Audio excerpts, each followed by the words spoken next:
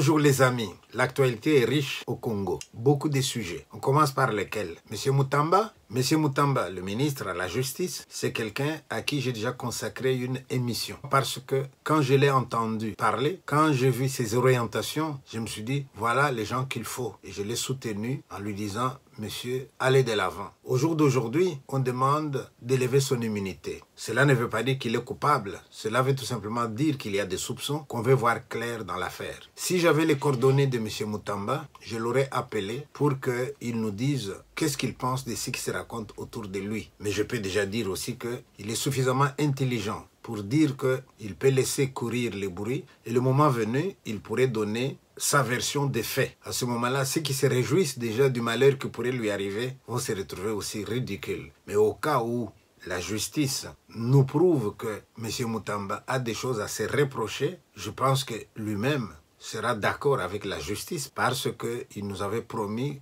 la justice dans ce pays-là. Donc je pourrais demander aux gens de se calmer. Je pourrais m'étonner aussi de voir qu'à l'Assemblée nationale, lorsqu'on annonce la demande de la levée d'immunité de M. Mutamba, je vois des gens qui se réjouissent. Mais si vous étiez des vrais représentants du pays, vous apprenez qu'il y a probabilité qu'on ait détourné de l'argent quelque part, l'argent qui aurait servi au peuple. Mais vous pourriez être triste. Mais non, là, je vois des gens qui se réjouissent. Cet argent dont il serait question serait l'argent payé par l'Ouganda pour dédommager les victimes de la guerre qu'il y a eu à Kisangani entre Rwandais et Ougandais. Si cela devait s'avérer vrai, eh bien, c'est ce qu'on pourrait appeler vraiment de la sorcellerie. Sorcellerie, pourquoi? Parce que j'ai vu ce reportage où tous ces gens de Kisangani ont délégué, certains parmi eux, des estropiés qui sont venus par bateau pour essayer d'avoir un dédommagement à Kinshasa. Ils ne l'ont pas eu. Je les ai vus crier à l'Assemblée nationale. On ne les a même pas écoutés. Alors, si cet argent leur était destiné, comment est-ce que cet argent peut maintenant être dirigé vers autre chose? Il y a du flou là-dedans et nous ne pouvons rien dire.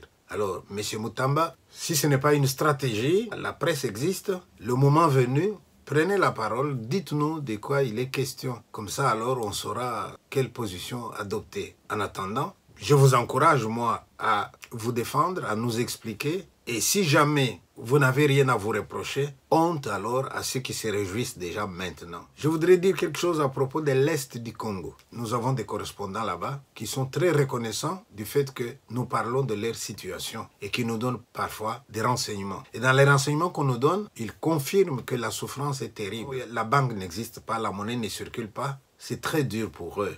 Même ceux qui devaient recevoir de l'argent des parents de l'extérieur, c'est devenu compliqué. Pire, il semblerait que les rebelles ont exigé que les familles versent chaque semaine 6 000 francs congolais. La personne qui m'a écrit me dit, où voulez-vous qu'on aille trouver ces 6 000 francs congolais? On n'a pas de boulot, les banques n'existent pas, on ne sait pas où trouver l'argent et nous, on doit avoir de l'argent à payer à ces gens-là. Le M23 fait des pressions sur les autorités académiques pour faire en sorte que les autorités académiques ne soient plus inféodées à Kinshasa, que les autorités académiques puissent suivre leurs directives à eux. Mais je voudrais dire à ces gens-là, mes chers amis de M23, faites quand même attention. Les instituts supérieurs, les écoles secondaires donnent des diplômes. Ces diplômes méritent homologation. Vous n'allez pas détacher les jeunes de Kinshasa et quand on arrive à la fin de l'année, vous allez donner votre diplôme d'État rien que pour la partie rebelle. Et ces diplômes-là, qu'est-ce qu'il va valoir? Ces diplômes-là, il va ouvrir les portes de quelle université? Soyons quand même sérieux. Vous allez dire non, ne dépendez plus de Kinshasa.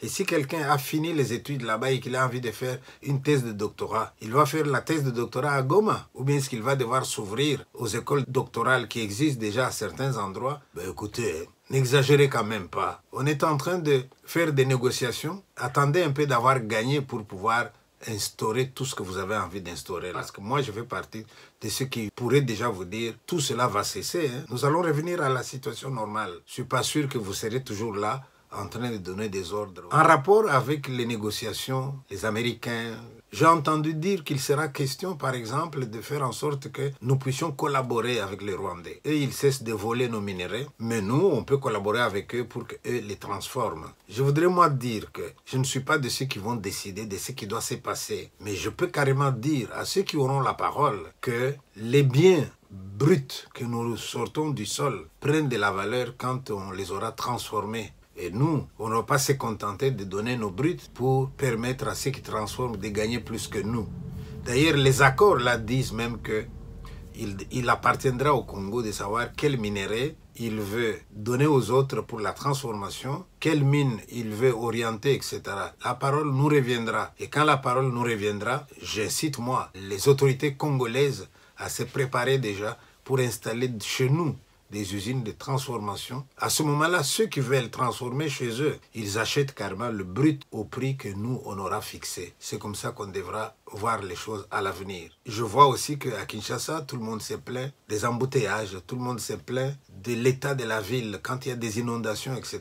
Mes chers amis, vous avez bien vu que certains parmi vous ont construit dans les lits des rivières. Certains parmi vous ont construit sans autorisation de bâtir. Certains parmi vous ignorent les services d'urbanisation et morcellent leurs parcelles et vendent des parties à d'autres. Tout ça va vous donner une densité exagérée sur un terrain. Et comment voulez-vous que la surpopulation n'amène pas à des embouteillages comme vous les connaissez aujourd'hui? Oui.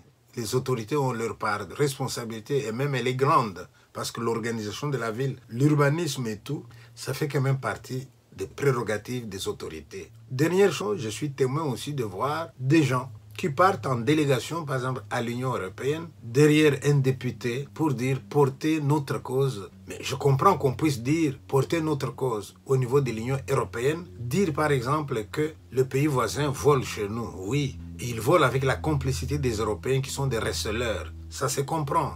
À ce moment-là, quand on contacte les Européens ici, c'est pour leur dire « arrêtez votre hypocrisie, respectez les droits de l'homme, respectez les droits humains ». Mais vous ne pouvez pas avoir des problèmes, vous, au Congo, entre monsieur et madame dans votre maison. Et quand vous ne vous entendez pas, allez, on va à l'Union européenne, on va dire, monsieur le député, ma femme et moi, on ne s'entend pas. On a arrêté un tel. Ah, il est de notre tribu. Alors nous, au nom de notre tribu, nous voulons que l'Union européenne nous aide pour... Vous savez, à ce moment-là, ce que les Européens disent. Ils disent, mais tiens, ils nous ont demandé l'indépendance. Ils nous ont même bouté dehors, parfois avec brutalité aussi. Hein. Mais nous sommes partis. Maintenant qu'ils ont des problèmes, il faut que nous, on aille encore les résoudre. Là, on se ridiculise, mes amis. Donc, contactez les Européens pour des problèmes dans lesquels les Européens sont complices. Exemple, ils ont signé un contrat pour acheter des minerais au Rwanda, alors que le Rwanda vole les minerais au Congo. Là, nous dénonçons. Et leur convention, nous dénonçons le fait aussi qu'ils sont des receleurs. Mais vous ne pouvez pas aller les voir pour des problèmes qui se passent entre nous.